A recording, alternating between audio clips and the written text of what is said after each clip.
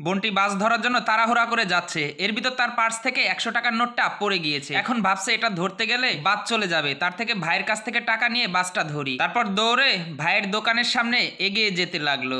কিছু দূর যেতে দেখতে পেলো ভাই কাজ করতেছে, খুব ব্যস্ত। তারপরে ডাক দিল, ভাইয়া।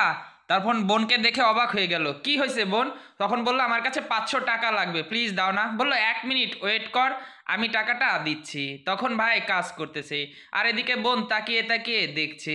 দেখেন ভাই কত কষ্ট করে কাজ করতেছে, একদম ঘামে গা ভিজে গেছে, আর উঠাইতে কত কষ্ট হইতেছে।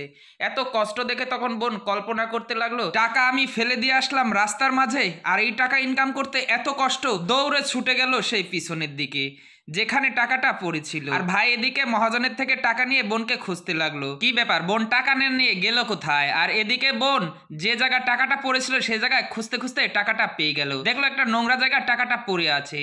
তখন বোনটি টাকাটা হাতে নিয়ে খুশি মনে ভাইয়ের কথা ভাবতে লাগলো, টাকা ইনকাম করে এত কষ্ট, ভাই আর আব্বু এত কষ্ট করে টাকা ইনকাম করে, আমি এভাবে নষ্ট করি, আর কোনোদিনও অপচয় করব না, শেয়ার করে দিবেন।